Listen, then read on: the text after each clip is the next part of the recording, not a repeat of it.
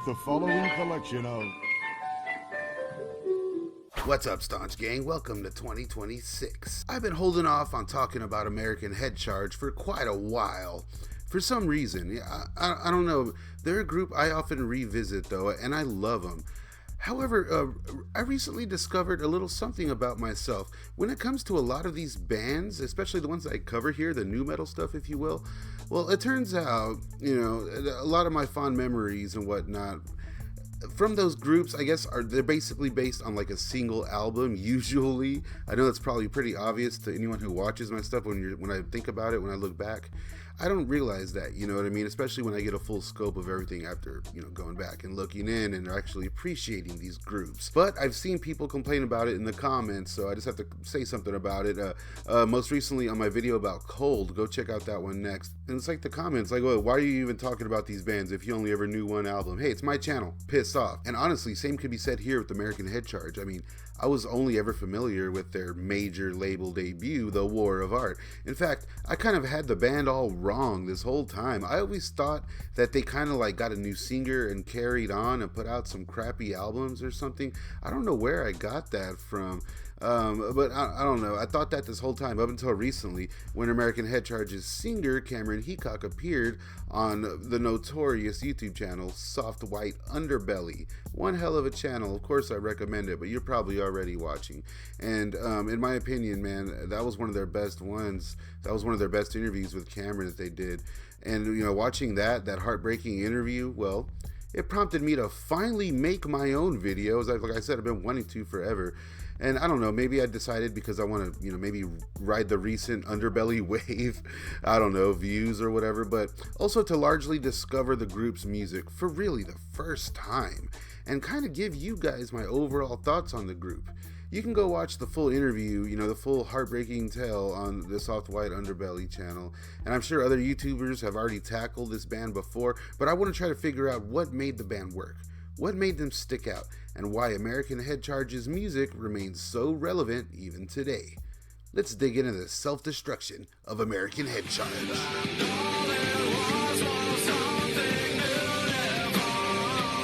The group would get going in Minneapolis, Minnesota by Chad Hanks and Cameron Heacock.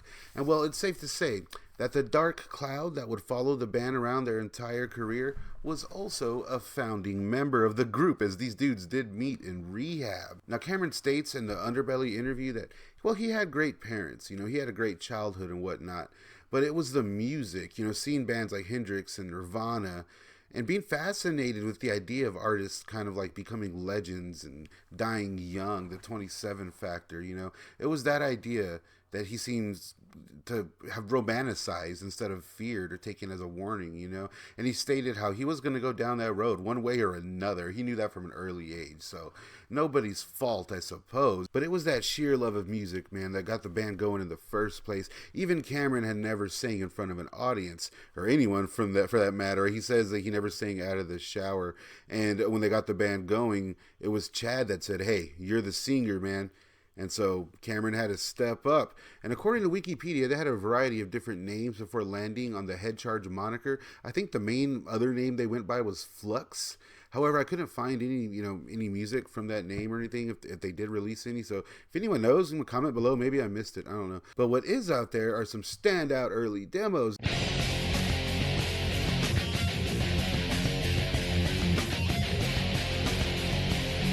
Everything you want is there. It's like you got a mix of God, flesh, ministry, but we'll get to that in a bit. Here with Trepanation, they would also start the kind of trope that they would use down the line of just covering songs. They had a lot of influences, and they like to let people know. And of course, the cover songs is something the band would play with their entire career. Trepanation was doing some real numbers and getting notoriety in the underground scene.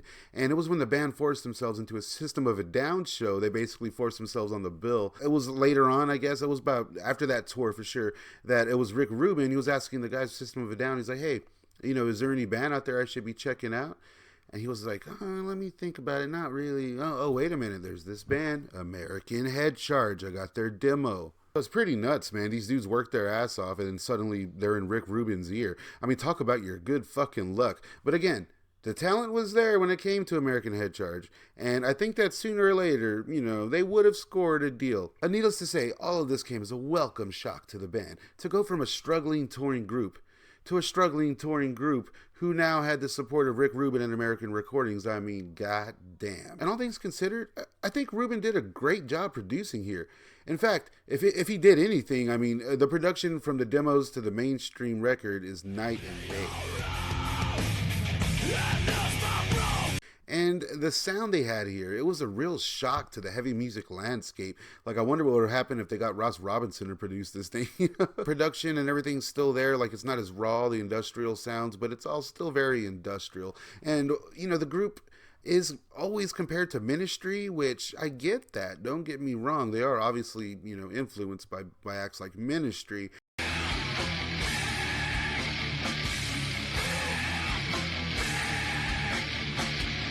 But also by stuff like Faith No More. We'll see that more in their career down the line. But I gotta say that American Head Charge's early industrial influences, well, they rang more familiar towards other acts like Screw, South Texas Boys.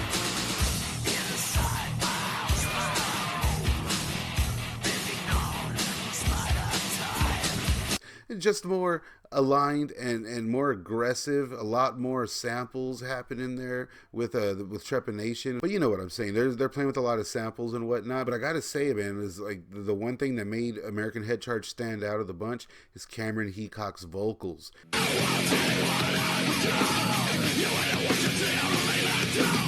He goes from like this anxious kind of overbearing, on the edge, kind of like I'm gonna get you, very aggressive style, to the greatest clean vocals I think I've heard in that whole era.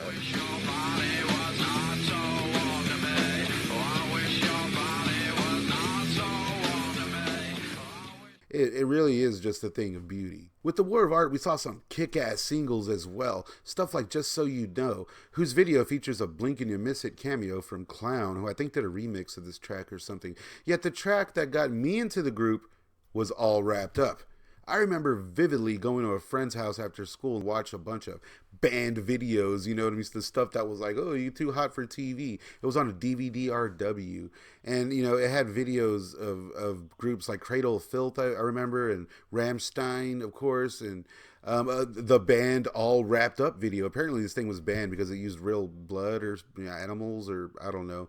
But I love it because it has the Henry tie-in, the Henry Portrait of a Serial Killer. So, of course, this thing immediately caught my attention. I remember explaining to my friends the movie Henry and who Michael Rooker was and all of its greatness. And I also remember how visceral and how just heavy this track is, Till this day, it still gets my blood pumping. Let's fuck this place up! Yet even here, this early on, it was pretty clear to see the Demons. They were practically co-signing the group's output. You can see it all over, especially with the lyrics. And by this point, the group had been hard at work for years with touring and recording, in turn sacrificed so much, including a normal life, relationships, mental health, and again, it's all on display in the lyrics. But then again, that's what makes this all work. It's all genuine. It's all real. The heartache, the gut-wrenching, there were plenty of fake industrial-based groups from that time, you know what I mean? That they all really, really, really, really wanted some kind of dysfunction to the point where they'd be on stage acting insane. One band that rings familiar is Lollipop Lust Kill. You remember those guys? I get it. They're playing into their fan base, but it was silly. Here, again, it all seems so genuine. And with the War of Art, they embarked on some major tours as well. But that's when the bad luck would follow, you know what I mean? And when the group decided to pop up for some fun, as just weeks after the release of War of Art, 9/11 would happen and essentially stop theirs and every other band's career in their tracks, from selling out shows and headed towards a gold album to a standstill just overnight. In fact, I managed to find the footage of them on tour the night before, on September 10th, down here in Texas.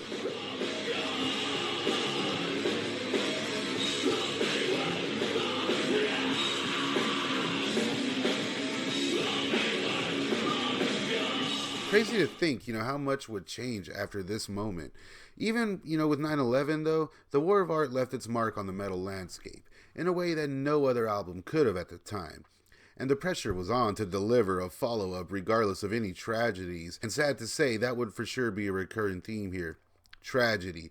By this point, most of the band were getting just deeper and deeper to their addictions and managed to get together for a follow-up though, but it was hard. It was rough on the guys. They did move on from Rick Rubin though. It wasn't working out. The dude was notorious for not doing much, so they just kind of split. And, he didn't really care. He didn't really care about the guys at all, so whatever. But the tunes are still there, man, and the follow-up album, The Feeding, expands on their aggressive industrial sound. While it still gets pretty dirty, it also cleans itself up a bit, and I just love it.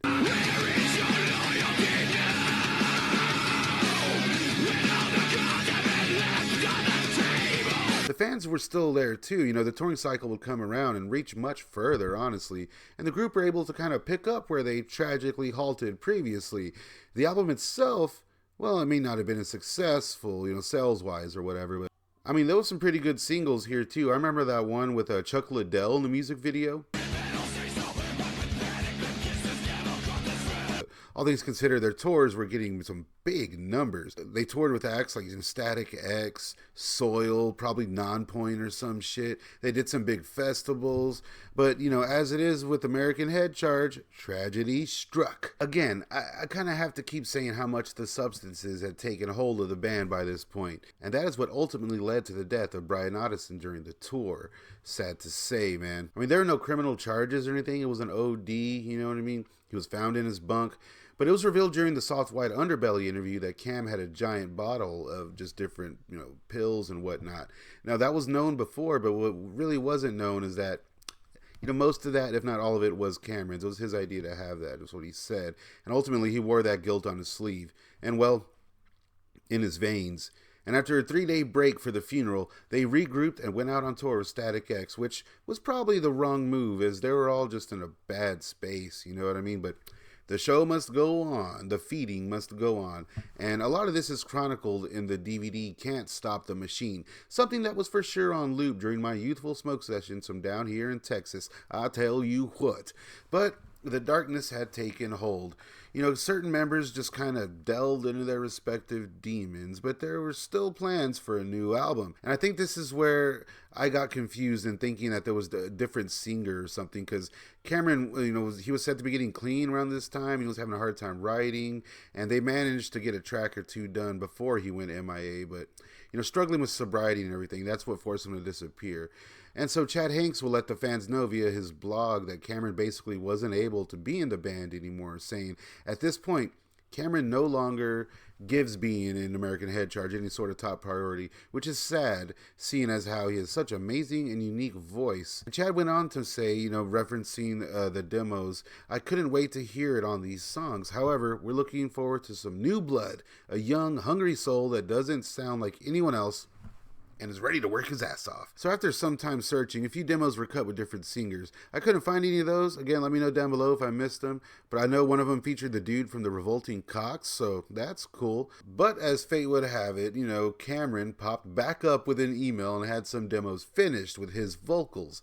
And he I guess it's safe to say he got his creative spark from where? Probably a dark place, but Cameron was back. Hopefully back, you know what I mean? All of this just went down in a couple years, you gotta remember that. But it seems that American Head Charge was coming back to play. They released an EP shortly after, and in my opinion, this is where American Head Charge's sounds, changed for an entire single project. Some of this stuff has a real commercial kind of feel, but in a good way, you know what I mean?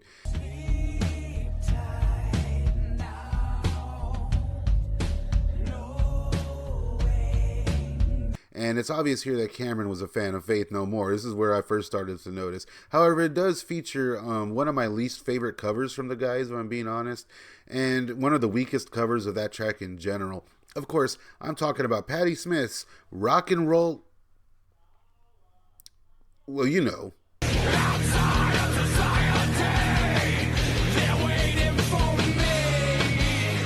Head Charge picked up a pretty big tour here, and I remember these tours. I was supposed to go to one of them, the perfectly named Head to Head tour with Head PE, Mushroom Head, an American Head Charge, and yeah, probably Nonpoint or some shit, as well as touring with Society 1 later down the road. Now that's an interesting group, Society 1. I saw them back in the day as well. Let me know down below if I should do a Society 1 video. But aside from those, they did a run of shows with Cold Chamber and Combat Christ, which would have been sweet to see.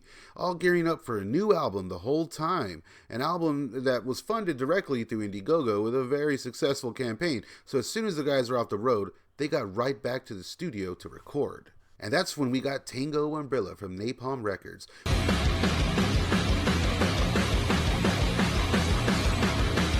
Which would be a near perfect mix of the sounds that Head Charge already, kind of perfected and played with a little like, a very well-rounded album, if I may say so myself.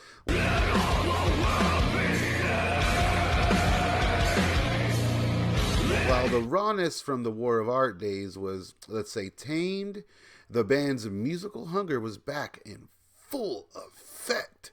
I mean, I know I already used a Faith No More reference, but some stuff, again, here, especially on Tango Umbrella, really reminds me of that later era of Faith No More music, especially the single Drowning Under Everything.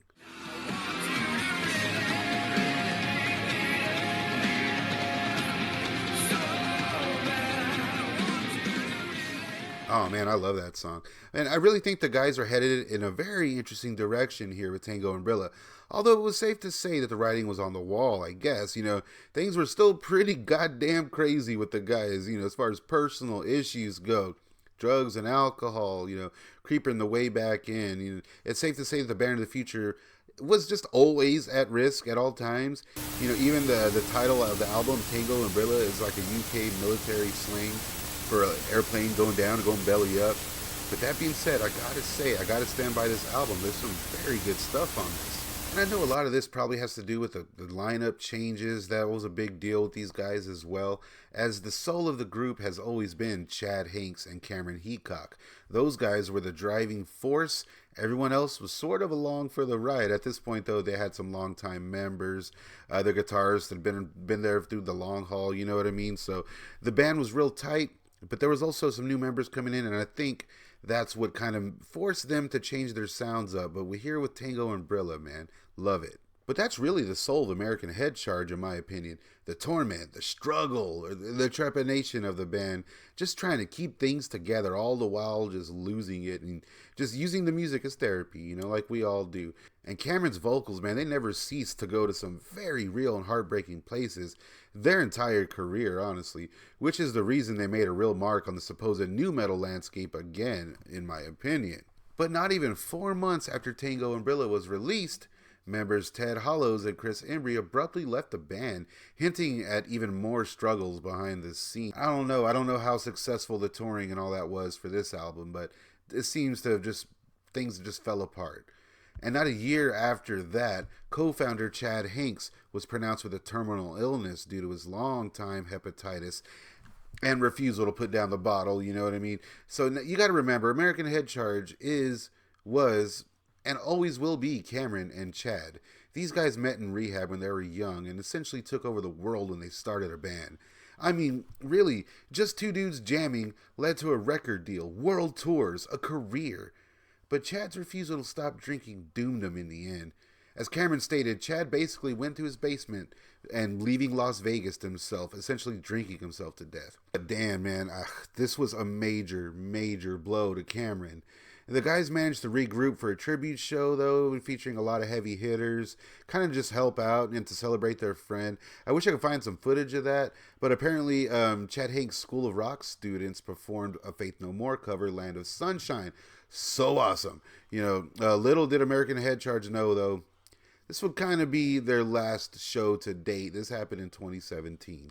After Chad Hanks' passing, Cameron essentially checked out. He talked about how he gave up and pretty much wasn't planning on waking up the next day, but that he just did. He just kept waking up. And in turn, things got darker and darker. In retrospect, Cameron's 2018 arrest for having a van full of stolen guitars and like a stolen motorcycle, I think, was just a blessing in disguise, as Cameron claimed to have had some very bad plans with some very bad people and took, his time in jail or prison or whatever, he took it as a sign to. And I believe Cameron was living with Head Charge's guitarist at the time, if I'm not mistaken, when all this went down. And the rumor was before all this that there was supposed to be a tour, but that was halted by COVID. But Cameron was in jail now. But by the time he got out, he found his guitarist had actually managed to get a house in the Hollywood Hills and kind of get addicted to shooting smack at the same time.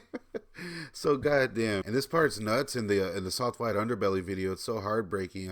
He just heard his friend, this guy that he made all this music with, just losing his mind, and in the other room just screaming all night. And I think what happened was that he took someone else in, like a girlfriend or something, and just one day he just kicked Cameron out of the house, just told him, "Hey man, I don't want you in my life anymore."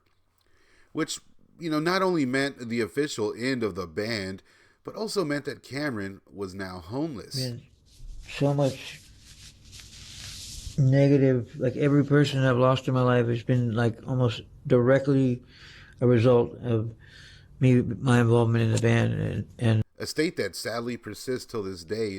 Nobody had really heard from him until he popped up on SoftWhite Underbelly, and quite frankly, one of the best interviews on the channel, with possibly the weakest title. But either way, I highly recommend that interview, as it goes much more in depth and really paints a picture.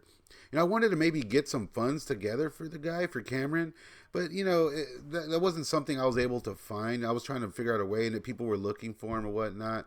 And, he's still out there, and he says he has multiple albums in his head and wants to get another band or a solo album going. And lo and behold, as I'm working on this video, it turns out that someone did find him, and there is a way that you could help. I'm going to put all those links up. I'm going to put them in the pinned comment everywhere we can. So if you're willing and able to help out Cameron, please do. Maybe sometime soon we can actually hear some new music by the guy. Wouldn't that be something? Fingers crossed. And what can I say, man? American Head Charge's story may not be for the faint of heart, but the group's output was nothing less than beautiful in every possible way, and I wish Cameron the best. Staunch gang, that's all I got for you. Let me know down below what your favorite American Head Charge tune is and who I should cover next. Plenty of stuff coming, guys. I've been working my butt off on a bunch of different things. I'm working on my short film. It's almost done. We did a music video tie-in for it. Check it out. Here it is right here.